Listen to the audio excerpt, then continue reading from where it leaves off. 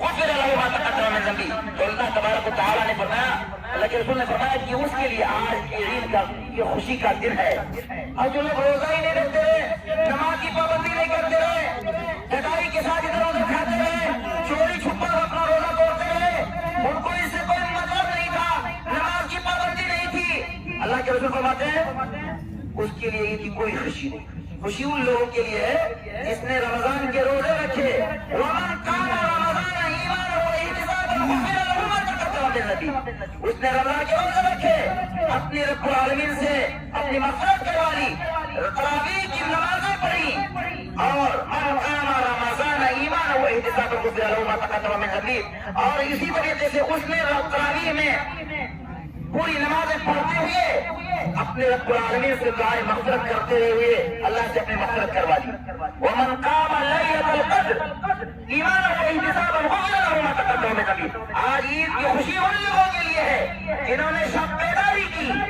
تاک 5 راتوں کو جاگا، رب العزت سے اپنے گناہوں کی معافی طلب کی، روتے اور گڑ گڑاتے رہے، اپنے گناہوں کی معافی طلب کرتے رہے. ان لوگوں کو آج عید کی خوشی کا موقع ہے. اور جو لوگ نہ تراویح پڑھتے رہے، نہ روزہ رکھتے رہے، نہ نماز پڑھتے رہے، نہ قرآن مجید کی تلاوت کرتے رہے، نہ رب العالمین کو چوری چھپا یا چھپ کر کے یاد کرتے رہے، نہ رات کی تنہائی میں بیداری کر کے اپنے رب العالمین سے اپنا تعلق جوڑتے رہے، ان کو عید کی خوشی کا کوئی شوق نہیں ہے، نہ ان کے لیے یہ خوشی ہے. اس لیے اللہ رب العزت سے دعا کرتے ہیں ہم کہ میرا رب ہماری ٹوٹی پھوٹی عبادتوں کو قبول فرمائے، ہمارے روزوں کو قبول فرمائے، ہماری تراویح کو قبول فرمائے، ہماری عبادتوں کو قبول فرمائے، ہماری شب بیداری کو قبول فرمائے. آپ کے سامنے قرآن مجید کی ایک آیت پڑھی گئی ہے، 2-3 آیتیں پڑھی گئی ہیں. قد افلح من تزکا، تحقیق کی کامیاب ہو گیا وہ شخص جس نے پاکیزگی بیان کی. باقی اللہ تبارک و تعالیٰ کی بیان کی، اس کی عبادت کی، اس کی ریاضت کی،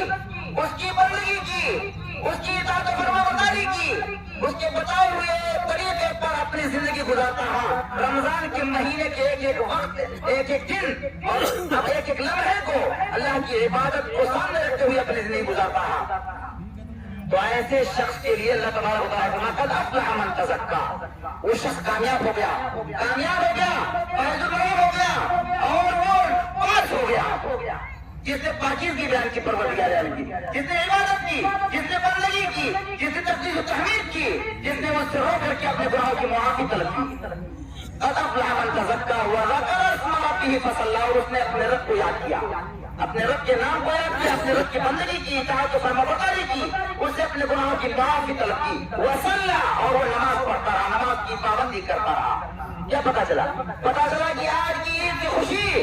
ہمارے ان بھائیوں کے لیے، ان ماں اور بہنوں کے لیے ہے جنہوں نے اپنے سارے کام کاج دیکھتے ہوئے، اپنی زندگی کو سامنے رکھتے ہوئے رب العالمین سے اپنا لگائے ہوئے تھے، عبادتیں کرتے رہے، بندگی کرتے رہے، اور مجید کی تلاوت کرتے رہے، اپنے ٹوٹے پھوٹے ٹیڑھے بڑے جو گناہ کرتے ہیں ان کی معافی طلب کرتے رہے، اور اپنے رب العالمین سے رو کر کے معاف کروا لیا. ان کے لیے یہ خوشی ہے. جو لوگ ادھر ادھر کھاتے ہیں ان کی خوشی کیا ہے؟ ان کو کوئی حق نہیں ہے خوشی منانے کا. اس لیے میں اللہ تبارک و تعالیٰ فرماتے ہیں کہ قد افلح من تزکا وذکر اسم ربہ فصلی بل تؤثرون الحیاۃ الدنیا، بلکہ تم لوگ دنیا میں زندگی کو ترجیح دو، والآخرۃ خیر وابقیٰ، حالانکہ آخرت ہی، اخروی زندگی ہی باقی رہنے والی ہے اور دیرپا ہے. اس لیے ہم سب کو، مسلمان کو، دنیاوی زندگی کو سامنے رکھتے ہوئے اخروی زندگی کے لیے ترتیب اور عمدہ سلیقے کے ساتھ زندگی گزارنی اور بسر کرنی ہوگی، تاکہ ہم دنیا میں بھی سرخرو ہوں، اور جب اللہ رب العزت کے پاس ہماری پیشی ہو تو ہم وہاں بھی کامیاب اور کامران ہو. اسی لیے یہ زندگی ہماری جو ہے یہ آزمائش ہے، اور ہم کو پروردگار عالم نے یہاں بھیجا ہے، الذی خلق الموت والحیاۃ لیبلوکم ایکم احسن عملا. پروردگار عالم نے ہم کو آپ کو پیدا کیا ہے تاکہ ہم دیکھیں کہ دنیاوی زندگی میں ہم کیا کر رہے ہیں، اخروی زندگی کے لیے کیا ترتیب کر رہے ہیں، کیا عبادت کر رہے ہیں، کیا کام کر رہے ہیں، کیا کاج کر رہے ہیں، کون سی عبادت کر رہے ہیں. اس لیے ہم کو اخروی زندگی کو سامنے رکھتے ہوئے ہر مسلمان کو، مومن کو، عورت کو، مرد کو اپنی زندگی گزارنی چاہیے. میں نے ایک حدیث بھی آپ کے سامنے پڑھی ہے. اللہ کے رسول صلی اللہ علیہ وسلم فرماتے ہیں کہ اذا صلت المرأة خمسها، عورتوں کے بارے میں کہ جب ایک عورت 5 وقت کی نماز پابندی کے ساتھ پڑھتی ہے، یہ میری ماں اور بہنوں کے لیے ہے، اذا صلت المرأة خمسها، اللہ کے رسول صلی اللہ علیہ وسلم فرماتے ہیں کہ جب ایک عورت 5 وقت کی نماز پابندی کے ساتھ پڑھتی ہے، اذا صلت المرأة خمسها وصامت شهرها، 5 وقت کی پابندی کرتی ہے اور پورے مہینے کے روزہ کو رکھتی ہے، وصامت خمسها وصامت شهرها وحصنت فرجها، اور اپنے شرمگاہوں کی حفاظت کرتی ہے، وأطاعت بعلها، اور اپنے شوہر کی فرمانبرداری کرتی ہے، تو قیل لها ادخلی من ابواب جنت شعب، تو اس سے کہا جائے گا قیامت کے دن، رضی اللہ عنہ فرمائیں گے کہ جب تم نے 5 وقت کی نمازیں پڑھ لی ہے دنیا میں، رمضان کے ایک مہینے کا روزہ رکھ لیا ہے،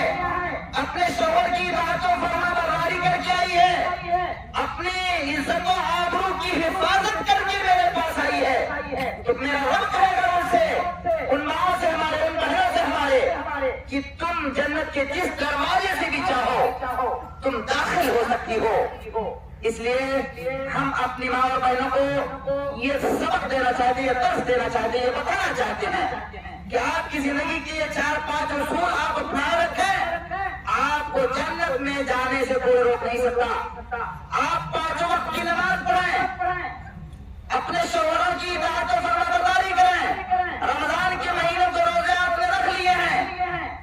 اور اپنی شرمگاہوں کی حفاظت کریں، تو آپ کا رب یہ فرما رہا ہے آپ کے لیے کہ تم جنت کے جس دروازے سے بھی جنت میں جانا چاہو گی، کہا جائے گا کہ تم داخل ہو جاؤ جس دروازے سے بھی چاہو جنت کے دروازے جنت میں پہنچ جاؤ۔ اس لیے ہماری ماں اور بہنوں کو بھی یہ اصول اپنے ذہن میں رکھ کر کے اللہ کے رسول صلی اللہ علیہ وسلم کی حدیث اپنے سامنے سوتے جاگتے رکھتے ہوئے زندگی گزارنی ہوگی، تب میرا رب خوش ہوگا، تب آپ کو خوش ہو کر کے اپنی جنت سے نوازے گا اور کہے گا کہ میری بندی تو آ جائیے دنیا سے، تو اب جس راستے سے جس گیٹ سے بھی چاہا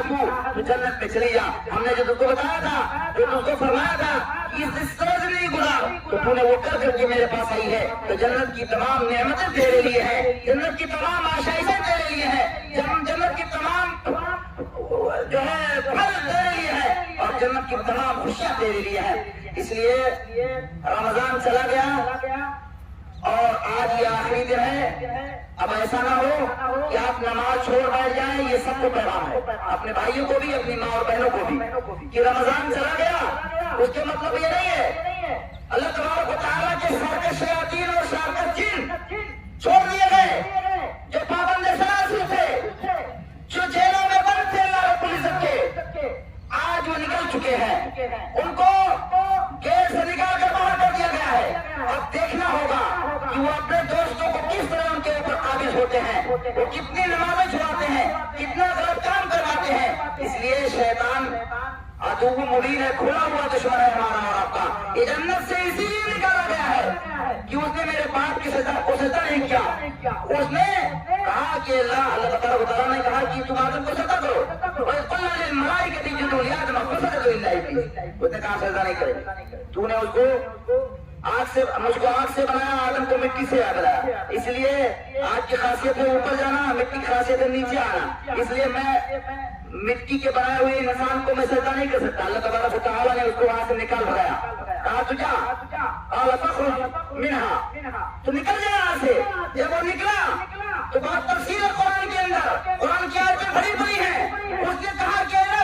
میں جنت کی نعمتیں مجھ سے چھین رہا ہے، جنت کی آشائشیں مجھ سے لے رہا ہے، جنت سے مجھ کو بھگا رہا ہے، یہ جو میری جگہ تھی، میرا گھر تھا، اس کی تمام نعمتیں میرے لیے تھی، اس کی تمام آشائشیں میرے لیے تھی، اس کی تمام خوشیاں میرے لیے تھی، میں جہاں چاہتا کھاتا، جہاں چاہتا سوتا، جہاں چاہتا رہتا، جنت کی تمام نعمتوں سے جس بھی نہر سے چاہتا پانی پیتا، یہ ساری خوشیاں اور ساری چیزیں میرے لیے تھی، لیکن ایک آدم کو سجدہ نہ کرنے کی وجہ سے جو مجھے نکال دے رہا ہے، جنت سے بھگا رہا ہے، تو اتنی سی مہلت دے دے، اتنی میری بات بھی مان لے۔ کہا کیا؟ مجھے اتنی مہلت دے دے کہ میں تیرے بندوں کو گمراہ کرتے رہوں اور ان کو جنت میں جانے سے روکتا رہوں. یہ ان کی وجہ سے میں نکالا گیا ہوں. جنت کی نعمتیں ہم سے چھینی گئی ہیں, جنت کی آشائشیں ہم سے لی گئی ہیں, یہ آدم کی وجہ سے بھگایا گیا ہوں. اس لیے تو مجھے اتنی مہلت دے دے, اتنی طاقت و قوت دے دے کہ میں ان کے بندوں کو گمراہ کرتا رہوں, ان کے بندوں کو جنت کے راستے سے بھٹکاتا رہوں. جنت میں ہر تدبیر سے ہر کام کر کے میں ان کو جنت سے دور کرتا رہوں. تو اللہ تعالیٰ نے کیا کہا تھا, اے رب تیری جاہو جلال کی قسم میں ان سب کو گمراہ کر دوں گا. تو اللہ تعالیٰ نے کیا کہا تھا, جا میرے جو نیک بندے ہوں گے, صالح بندے ہوں گے, میرے جو فرما بردار بندے ہوں گے, میرے جو اطاعت گزار بندے ہوں گے, ان پر تیرا مکر فریب اور جال نہیں چلے گا. تیرے جال میں وہ نہیں پھنسیں گے, تیری کو بہکاوے میں نہیں آئیں گے, اور جو تیرے ہوں گے وہ تو ان کو بہکا لے جائے گا. اس لیے میرے بھائیوں, تفصیل میں نہ جاتے ہوئے یہ بتانا ہے کہ شیطان میرے باپ اور ماں کا بھی کھلا دشمن تھا اور ہمارا اور آپ کا بھی ہے. اس لیے آج سے وہ نمازیں چھوڑائے گا, کہے گا ارے اب تو رمضان چلے گئے, چلو پھر 1 سال کے بعد آئے گا, پھر دیکھا جائے گا. دھیرے دھیرے نماز کے وقت کو کم کرے گا, قرآن مجید کی تلاوت کے اوپر وہ حملہ کرے گا. ارے کیا پڑھتے رہے, مہینے تو پڑھ لیا, سال بھر کے لیے کافی ہو گیا. اس لیے میرے بھائیوں, جو تیری میری عبادت رات میں کرتے رہے اس کو تو بالکل چھوڑوا دے گا. اب چلو رمضان ختم ہوا, اب چلو کاروبار کرتے ہیں, باہر چلتے ہیں, اپنی زندگی کے لوازمات میں مصروف ہوتے ہیں, پھر رمضان آئے. ایسا نہیں ہے. آپ اپنے کاروبار کریں, اپنے تمام کام کاج کریں, آپ اپنے کھیت پاس سے منسلک اور میں منہمک ہیں, لیکن اپنے رب کو, اپنے پروردگار عالم کو کبھی نہ بھولے. یہ زندگی ہماری عارضی ہے, آج نہیں تو کل ہم کو یہاں سے جانا ہے. جو لوگ آج ہمارا خطبہ سن رہے ہیں, آج کی عید کے دن عید گاہ میں ہمارا خطبہ سن رہے ہیں, ہو سکتا ہے آنے والے رمضان کے اندر, آنے والی عید میں وہ ہمارا خطبہ نہ سن سکیں. پتہ نہیں کتنے اس میں سے چلے جائیں, پتہ نہیں ہم ہی نہ رہیں یا آپ نہ رہیں. یہ تو یقینی ہے کہ اس میں بہت سارے چہرے نہیں ہوں گے, لیکن ان کو ہم نہیں جانتے. اس لیے یہ ہم کو خیر منانا چاہیے. ابھی دیکھو بہت سارے لوگ ہمارے بیچ میں تھے, اگلی عید میں رہے ہوں گے, اسی جگہ پر خطبہ سن رہے تھے, نمازیں پڑھی ہوں گی, لیکن آج وہ ہم میں سے نہیں ہے, ہمارے اندر نہیں رہے. میں اپنے ان ماں اور بہنوں کے لیے, ان بھائیوں کے لیے, ان برادروں کے لیے, ان عورتوں کے لیے جو اللہ کے پاس جا چکی ہیں, ہمارے آبا و اجداد, ہماری ماں اور بہنیں, ہمارے مومن اور مسلم بھائی, ہماری مومنہ اور مومنہ عورتیں, ہم ان کے لیے مغفرت کی دعا کرتے ہیں کہ میرا رب ان کی مغفرت فرما, ان کے گناہوں کو معاف فرما, ان کی غلطیوں کو بخش دے, ان کی ٹوٹی